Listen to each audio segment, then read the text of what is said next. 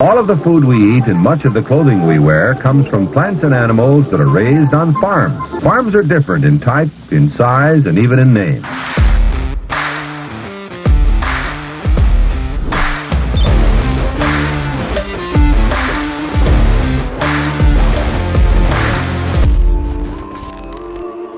Before we dive into today's episode, I want to thank you for tuning in and supporting the brand. Over the last few years, I spent a lot of time starting Farmer Grade. We offer meat that you and your family can trust by strictly sourcing our cuts from farmers who share their story and processes online through social media. We provide high-quality beef and pork that is 100% born, raised, and harvested in the United States. If you want to support the content and the message we share online, I would appreciate it if you went over to farmergrade.com and you can use the code BARNTALK to save 10% off your next order.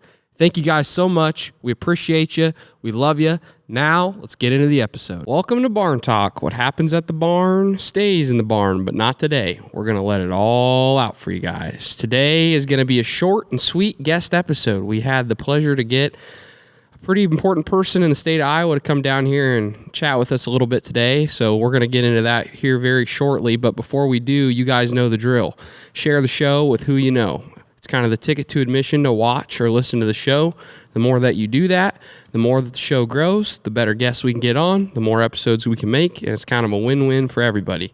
You can also leave a review on Spotify or Apple. We're up to almost 1,000 5-star reviews on Apple. And we're over 2,000 on Spotify. So Apple guys, help us out a little bit. Help us out. Hey, I like that. I like that jingle. We need to put that on a t-shirt. What jingle? You just coined that and didn't even know it. Share the show with those you know. Share the show with those you know. I can put that on a t-shirt. Barn Talk. Yeah. Share this show with people you know. Yep, perfect. God, you're good. Yeah, well, sometimes I got it like you do. I don't have it all the time, but sometimes it rubs off. Okay, you got it. You're full of one-liners, but... You got an announcement. Yeah, so we've been a little late to the ball game on this, guys. I do apologize. It's just been crazy, and just how the episodes have laid out as far as the guests we've gotten and when we've gotten them, it's kind of made everything a little bit confusing, but we are announcing the winner of the meat box raffle that we were having in January, and we're announcing a little late here in February, but the first person that won a free meat box is Brad Thompson. He is somebody that was listening, and he said, I love your episodes, especially when they throw in politics. Makes me feel better knowing that others agree that Biden has oatmeal for brains. Thought that was pretty funny. Well played. Had to throw that in there. So that's the audio winner, and then the YouTube winner is Nate Jast, 1971. So we're going to send some meat boxes to you guys. I need to get your guys' email information or shipping information, so email us at barntalkshow@gmail.com if you're listening or watching, because I can't reach out to you via YouTube comments or Spotify. So you got to email us or get in contact with us somehow so I can get you guys your boxes. So those are the two winners. We're still running a raffle in February. The way that you can enter in to win a free box of meat this month for February is all you got to do is go to farmergrade.com and sign up for our email list. It should pop up right when you get to the website, or if you go all the way to the bottom of the screen, there's somewhere you can sign up for the email list there. That's all you got to do, and we'll pick a winner at the end of the month, hopefully, and we'll send it out to you. So that's all I got. That's awesome. We're sending more pigs to Milo Locker to get done for Farmer Grade, so the freezer's getting pretty dry, but we're going to get everything replenished for grilling season is right around the corner. Yep, we're completely out of beef right now, actually, but yeah, it's new things are coming, new improvements are coming, new cuts are coming, so be looking out. I think people are going to like it. You're not going to replace me, are you? Not quite there yet. You want to be replaced, though. Let's be honest. I get nervous when you say improvements are coming because I'm always afraid that, I'm the weak link. Well, you're definitely not the guy I want to have in charge of putting ship labels on or anything like that. Yeah, just don't give me anything important. Yeah. You're the little things. Snack and beverage. Yep. Like to be a snack and beverage guy. That works. All right. Our guest is en route, and so we're going to try to get all our ducks in a row so we're not wasting time once he walks up the stairs. So a hot and fast market update courtesy of Cat's Grain in Washington, Iowa. More of the same. Nothing to be excited about. Corn's down right now. 433 local, 431 at the river. And 433 on the board, local 431. You can get 442 still at the river. Beans 1193. This side of the river 1180. Quincy side 1211. Bean meal $347 a ton. Hogs 73.67. Cattle $183. Feeder cattle on fire $246. Oil 76.16. It's moved up a little bit. People might, I don't know what's happening, but it's working its way towards $80. Bitcoin $47,200. Ethereum 2485, Tesla 190, and gold is $2,036. And I almost forgot, I want to give a shout out to soon to be local legend around our neck of the woods. The new president of the Iowa pork producers is Matt Gent. So kudos to you, Mr. President. I always like running into him at any restaurant and say, hello, Mr. President, how are you? So anyway, without further ado, let's get into it. Mike Naig, Secretary of Agriculture for the great state of Iowa. Welcome to Barn Talk. I am thrilled to be here. We're telling stories immediately about memories of being in a barn. This is such a great setup. You guys have done a wonderful job here, but happy to be able to join you. Well, thank you. Thanks for making the trip. For anyone that doesn't know what the Secretary of Ag does for a state, fill them in. What do you do for the great state of Iowa? Well, you bet. Well, first of all, actually, just last year it was the 100th anniversary of the creation of the position of secretary. So I'm the 15th Secretary of Ag here in the state of Iowa, and we're a little bit unique here in the Midwest. I'm an elected position. There's only 12 elected secretaries or commissioners of agriculture in the country. It's really predominantly in the Southeast, and then Iowa and North Dakota. Other directors, commissioners, or secretaries of ag are appointed by governors typically. And so we're a little bit unique in that in the state. But really what I like to kind of say is you elect or hire your secretary of ag in Iowa to do a couple things. One is to run the department. And, we've got a responsibility in code for consumer protection. So things like weights and measures. You'll see our sticker on a gas pump. And what that means is when you buy a gallon of gas, you get a gallon of gas, and scales measuring correctly.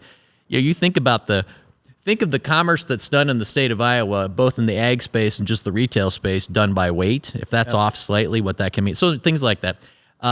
Industry relations, like we register pesticides, we fertilizers, those types of things, meat, and then food safety, meat locker inspections, dairy inspections, and then about, roughly I'd say 60% of our budget and about 60% of our people are focused on land stewardship, conservation, soil conservation, water quality, and so that's the day job. That's what you hire me to do, be the CEO of that organization.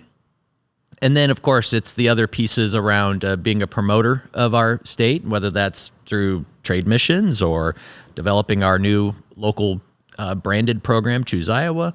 And then there's the advocacy piece, too, which is, I was just in Washington, D.C. this week with colleagues from across the state, visited our congressional delegation. We're forming policy around Farm Bill. So, and I do that in Des Moines. I do that in Washington. And then, so just being what I like to say, the chief advocate, if I can be, for Iowa agriculture. So those are kind of the components of the job. And then I get to travel and come see people like you guys and learn about our state. And of course, that's just maybe one of the perks of the job. Yeah, absolutely.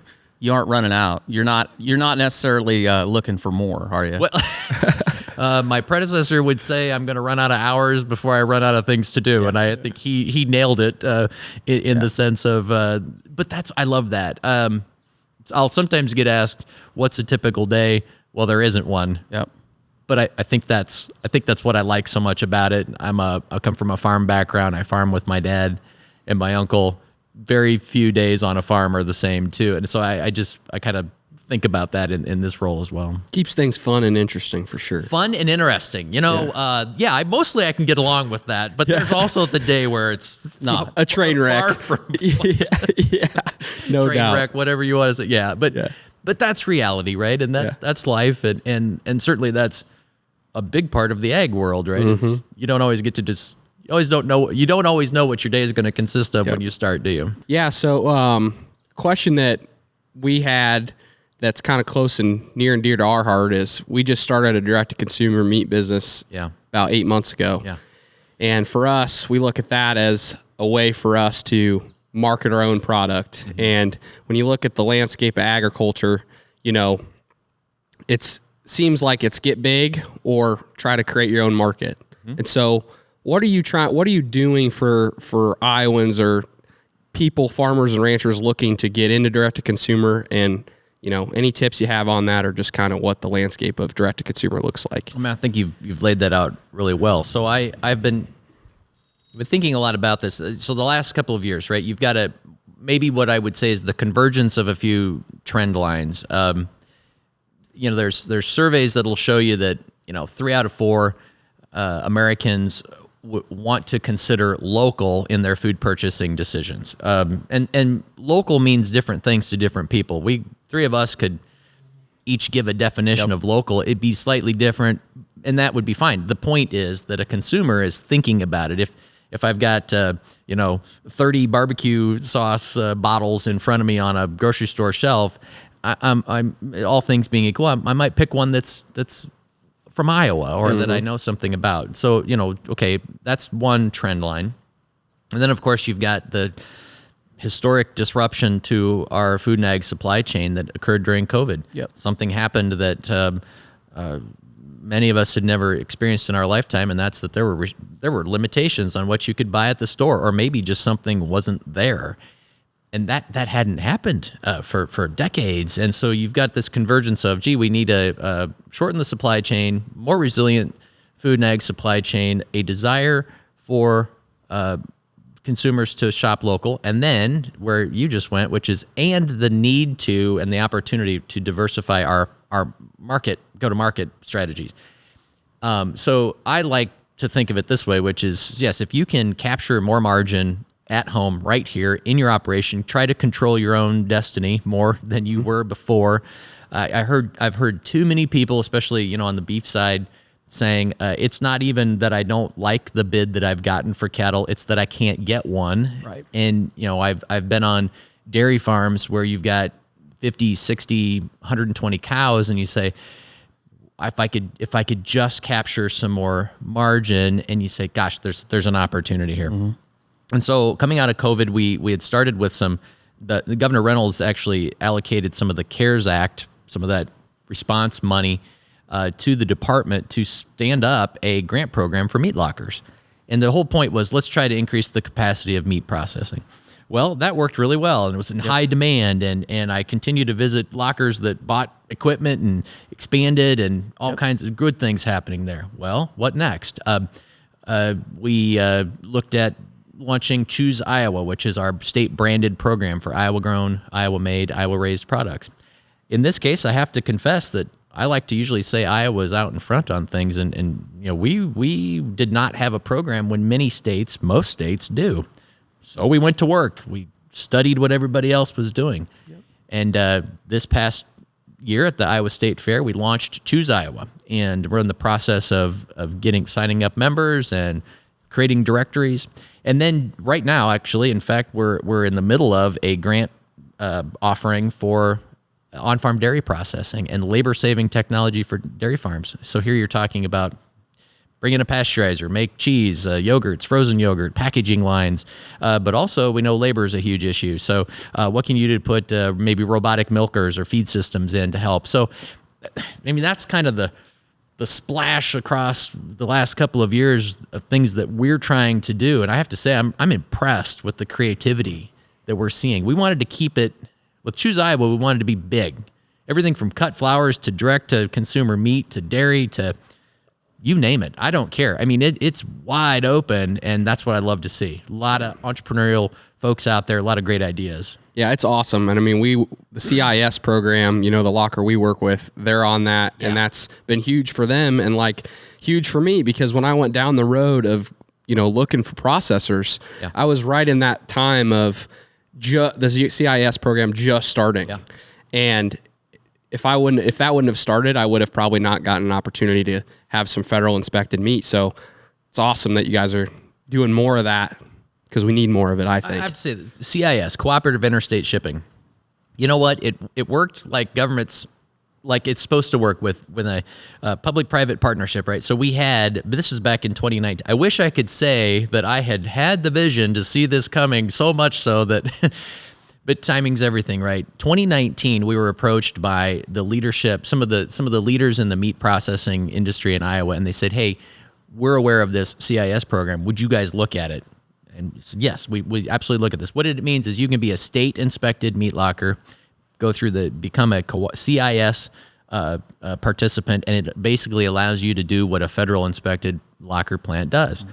We launched that program the spring of 2020. It took a while to get that done, and it just happened. Timing's everything. It arrived at the right moment, and we've been, again, encouraged by it. Now, some lockers have become CIS and then went ahead and became federally inspected. Mm-hmm. Yeah. That's fine.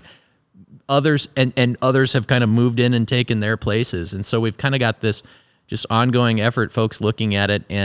But if you're going to get into this retail space, you really do have to have that CIS or that ability to put that USDA mark so you can get across state lines. Yep. We can talk a little more maybe about some of the improvements that need to be made in that whole process. But I think it's a good news. Yeah. Well, what do you want to talk about the improvements? I do, because go ahead. This is one of those things where we say, gosh, the federal government's putting grants out for meat lockers, the state of Iowa's putting grants out, and then it's like we can't get out of our own way on some things. I think what we're really looking at is, can we make it so that if you are a state-inspected official locker, that you could sell a product across state lines? I mean, we need to streamline some of these things. The state of Iowa, a state-inspected meat locker under the Iowa Department of Agriculture, has to live up to, they have to be the same as a federal inspected locker. The laws are the same. The standards are the same. It is simply a technical difference between you are state inspected or you are federal inspected. Yeah. And to me, that just seems, maybe that made sense at the time that it was constructed. Today, it's a new world. We want more of this kind of activity. Let's adjust. And so there is some legislation, that's circulating at the federal level.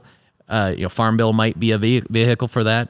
Unfortunately, a farm bill is probably not happening anytime soon. So when it occurs, I don't know. But we're just was visiting. I was in D.C. this week. We had a chance to visit with our delegation and actually some Ag Committee staff as well about this. And so I think there's some folks very receptive to trying to move it. Yeah. I mean, the positives of it, farmers and ranchers are going to benefit from it. And I feel like the American consumer, they want more of that, Absolutely. If you talk to most Americans, I feel like they don't like the idea of big packing plants owning a large portion of the market. The whole thing. They want more local, like you said. And the upside of this is of getting that legislation passed. I mean, there's a lot of upside for the farmer, rancher, and the consumer. So I'm my wife and I have 3 boys, 17, 15, and our youngest just turned 10. 2 eat like teenagers, and the third one, on his way. 2 are teenagers. The other one eats like a teenager, So we always say, gosh, we are very aware of the impact of inflation on food prices. So yes, I want the ability to go into my Fairway store, go to the meat counter, and buy something that's reasonably priced, that comes through our great food distribution system that we have in this great country, right? I can get bananas, tomatoes, pork, bacon, ham, you name it, whatever I want. And the American agriculture system can respond to that. I also like to have that beef processed from my uncle's farm at a locker, get it cut exactly like I want, and in my freezer. I want the ability to buy that special treat, those brats that I love from a particular plant, or those meat sticks that I want. And I think you're spot on. People want this. The consumers are benefiting from this. Great quality, local, and what's the compelling interest on the part of the state of Iowa? we get to retain more of that value right here. Yeah, You know, 100%. You can have a scenario right here where the corn and soybeans are raised to feed out an animal that produce high quality protein, process local and sell local, can consume local. It never left this county. Yep. And the value, all the value created was captured here. Yeah. I mean, that's big deal. happening, and we can have more of it. Yeah. Yeah. So, we like to say around here that we do all kinds of things, but raising pigs is still what pays the bills. Yeah. And we custom feed hogs for a large integrator here in Washington County. And that has always been one of the best stories, I think, in ag, is the fact that our local economy, I mean, we're a corn deficit county. Yeah. Because we feed more corn than what we grow. Right. We employ a bunch of people. We raise a bunch of pigs. The one part that we don't have much of is those pigs go somewhere else to be processed. But I think it's a great opportunity for the state and for people that are of a certain size of their operation, and they don't want, dairy especially is this way, but even in the hog business, I mean, I grew up, we had 160 sows, fair to finish. Right. My parents raised 3 boys, bought all of us cars. Sometimes they bought us 2 because some of us weren't very good drivers. I'm not going to name names, Trent. But anyway. And Trent's not here today. Yeah, he can't defend himself. But, raised a family on 160 sows. Well, you can't do that today. We all had to grow in the economics. But we're getting to the point where there are people out there that they want it, they love what they do, they have the passion for it, but they don't have that desire. Like, they have the desire to actually do the work. They don't want to be an HR. In other words, they don't want to grow their operation to the point that they're relying on hired labor, and they've become a CEO and an HR person instead of doing what they Doing the love work, to do. doing what they love. And that's where value added, I think, has so much opportunity. I totally agree. I love that way you kind of set that up, right? I mean, that's what they want to do, and then there's just reality sets in of this is how that can work or how big that can be. Yeah. The other thing that, and then you start to think about, well, what about certain traits or characteristics or quality, or how do you specialize? How do you create something unique? And again, that's not something that the big system can provide, but it's an opportunity for niche markets to do that. And the other thing that weighs on my mind is that, historically, if you wanted to get into it's never been easy to start farming. And it's never been easy to start farming, even if you had a family farm and you were just the next generation coming in. That's not easy. Transitions are incredibly difficult. Yep. But the pathway for many young farmers has been through livestock. Mm-hmm. You borrow money, you put up a building, you generate cash flow. It's kind of like an off-farm job in one sense. It creates some cash flow, it lets you get started. The cost of capital and the cost of building materials today and the marketplace for pork, and unfortunately, is such that you can't. That's not a viable option. Nope. Well, what are some opportunities then to either use smaller facilities or smaller acreage, and get started with a higher value? Those are ways that folks can enter, and maybe it is through that, selling direct to consumer. Maybe it's through a food product that you can actually do that. That weighs on me pretty heavily because you've got to make sure that there's pathways for people, the next generation, to get into farming, and it's never been easy. Many times, throughout history, people have had to work off the farm to do that. That's not new. But how can that farm be viable? And what are the things what are the investments that we can make to try to help assist with that? So that's been some of the thinking too that I've brought to this is there's a reason to want to do this from that beginning farmer standpoint as well. Yeah, absolutely. And hey, consumers win. Consumers win. They get what they want. And by the way, it gives us a unique opportunity too to say, imagine you've got a chef that's serving one of your products and it's local, and they start to tell your story, and we're also then, it gives us an opportunity to educate consumers about agriculture in ways that we haven't really been able to, at least for the past few years. So there's many layers to this that are good things. We just need more of it. What do you think is the biggest challenge facing agriculture today? Not just in the state of Iowa, but overall, what do you think? Well, there's kind of three groups of things that I'll sort of look at. It's, unfortunately, and I think this is really true in the livestock world in particular, is just flat out freedom to operate type issues, right? You've got everything from Proposition 12 and Massachusetts Question 3, and unfortunately, those are not going away.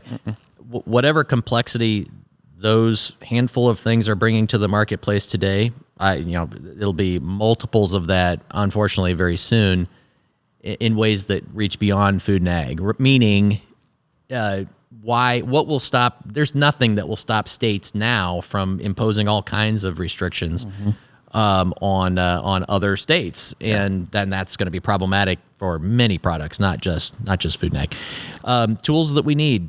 Crop protection, right? We just had a ruling out of Arizona. Dicamba label has been vacated. Now, you can be a fan of dicamba or not. The point would be the court vacated that label based on a process, an assessment of the process by which it was registered. Glyphosate's under attack. I mean, there are fewer and fewer tools at our disposal, and you need freedom to operate. You need freedom to use those tools. The marketplace, right? We've got a disrupted marketplace globally. So what about the demand side of the equation, internationally or domestically? And then, of course, you can call it workforce, you can call it labor. Let's just say it is the people side of the business, right? Mm-hmm. Everything from a beginning farmer, like we just talked about, to who's going to run the meat lockers in the next generation, to the welding shop that I was at earlier today. So that workforce component, as it relates especially to rural America, I think are some of those, freedom to operate, people, and then the market side of the equation. I think those are the big pieces that will be things we need to work on, could be challenges for us. So a good question that since we have the time, how did you get started in your journey to get involved in government? Well, it's not something that I set out to say I'm going to do that. In fact, I'm heavy on my heart this week, and on my mind all week has been the recent and sudden passing of Bill Northey, my predecessor. Yeah. I both give credit to or blame Bill for getting into this. A dear friend and somebody I miss dearly, and is a mentor and a friend of mine.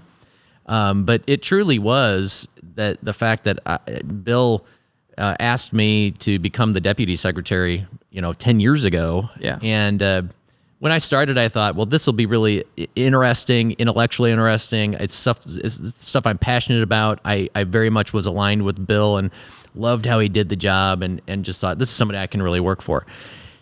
And as I got into it and learned more about the mission and understood what we could do, and saw the progress being made on the nutrient reduction strategy and the work that needed to be done around foreign animal disease response, I just fell in love with the team that we have, the importance of the mission that we have, and I realized that this is something I could do. This was something that was I could get very passionate about, and that was in my skill set, in my wheelhouse. And so when the opportunity to succeed Bill came, and then to run, it was that passion and just that knowledge that I think I could do this, and I could have the impact that I believed needed to be had. But I guess I'd always been interested in love ag. I tried to not do ag, right? I mean, I'm 45, soon to be 46 years old. I'm a child of the 80s farm crisis. We raised hogs, 300 sow farrow to finish operation, which was pretty darn big at the time. And had parents who, said to each one of us, my siblings and I, that you're all going to go to college because we want you to at least have the opportunity to do something other than ag. If you're going to farm, it's going to be because you want to, not because you have to, that kind of a thing. And And so really tried to push us out like many parents did. I don't blame them one bit. They were doing what they thought was best, but I was just drawn right back in, and have been able to been very fortunate that while I've worked in off-farm jobs my whole career, I have had a foot on the farm with my family, with my dad, with my uncle. And so the passion for ag and for farming has always been there. But I have had this other foot in the camp of policy and the reality that everything that we do on the farm, again, whether it's that freedom to operate or the market side of things, does have a tie back to policy. Yeah. So I encourage young people in particular, if I'm speaking to a FFA or if one of the grower groups has got their young farmer folks in it, said, you'd better get up to speed on what's happening with policy, right? Does not having a new 5-year farm bill grind us to a halt? Absolutely not. Life goes on. But does understanding the policy framework and does fighting for the things that we need and the risk management tools that we need help us in agriculture? Yeah, it does. And so I just have kind of been in that world my whole life. But in terms of actually serving as the secretary and running for office, really I give all credit to and thank Secretary Northey for giving me the opportunity to try it. And I've loved every minute of it. Being able to have that experience on farm. I know Mitchell Hoare is a neighbor of ours, and we've had him on here and we've talked to him many times. But he has really gotten pulled into a lot of policy groups and think tanks and things like that. And one of the things that he often talks about is the fact that he's actually still a farmer. Gives him so much credit with people that otherwise might not listen to him, because it's really good. There are a lot of people out there that head departments that manage things within this country that don't actually do anything with that. And don't you feel like that's probably a real strength, that you have that 1 foot back on the farm sometimes? I'm not saying it can't be done, but boy, it's a heck of a lot easier to do it when you can have the mentality of you try to view things through the lens of what would this actually mean on a farm. And you're right, by the way, and that could apply to any other category across government. Is it sure would be nice if you had people that had actual experience. I was just going to say that doing those things in their professional life or their personal life when they come to office and try to govern. So it has certainly been important, by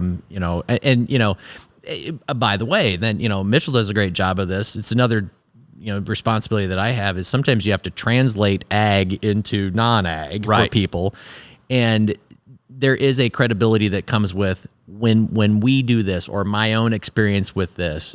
The other thing I like to say about having that farm background is I've still got 2 farmers, one in each ear, my dad and my uncle, who don't mind telling me what they think about what I'm doing or what I should be doing. I say lovingly, but it's like, in all reality, there's lots of times I'm driving home from the office where I'll call Dad and say, I need a gut check on this, and we talk it through. What would it mean? And just the ability to do that. Or as I travel, I'm visiting with you, I love to ask, what does this actually mean on your farm? And you got to have some mentality or some lens to view things that way. So it has certainly been an important part, I think, to how we've done things at the department here the last couple of years anyway. You spoke of the Farm Bill and how the holdup of the Farm Bill is not anything unusual. We've been running without a budget for maybe 12 years, I think. I don't know, something like that. But what is the hardest part at a state level of not having that certainty? Well, you just said the word certainty.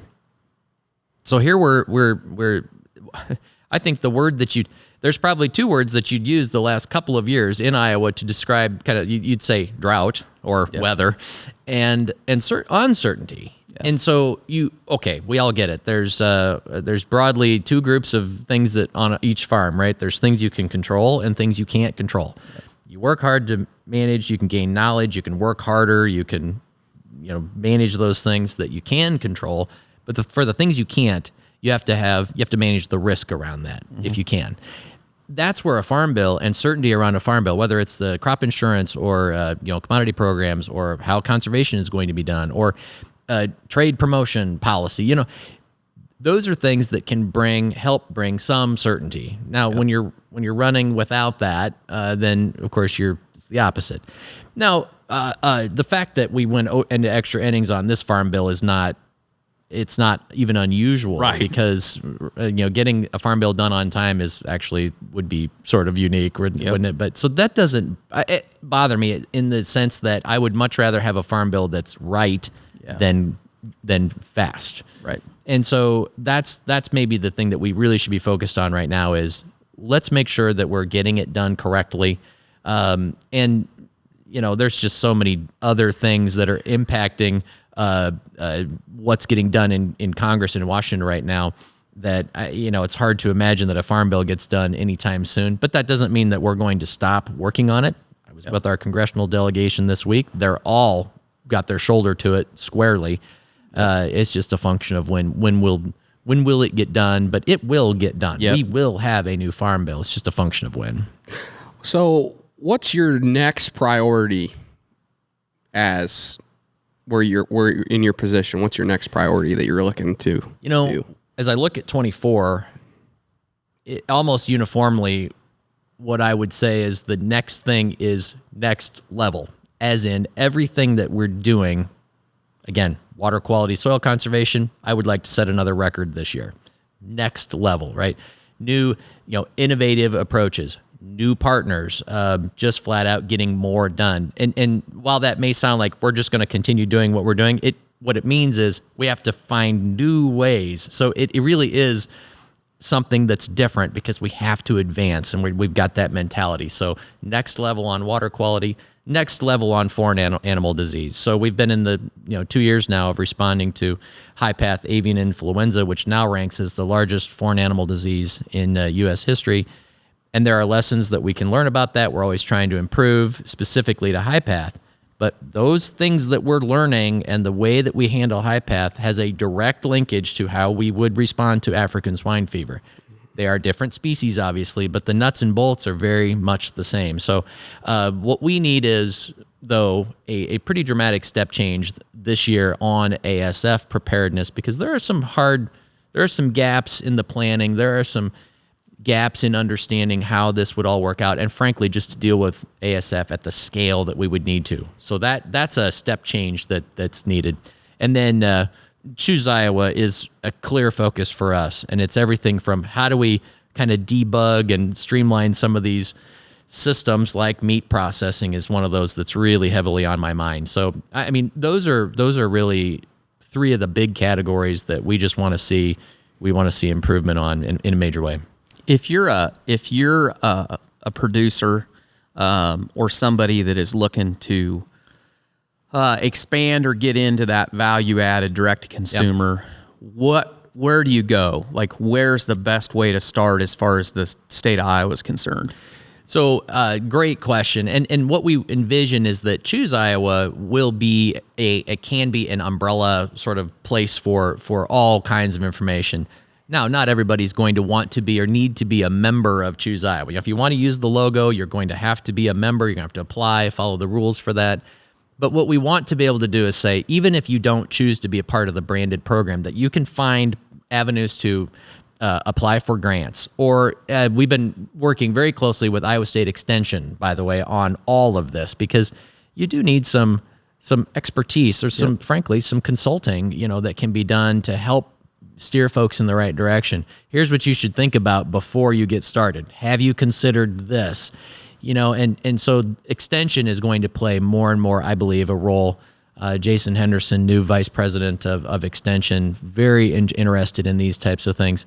So we want Choose Iowa, chooseiowa.com to be a clearinghouse, if you will, for that, an access point for all kinds of good things. Yep.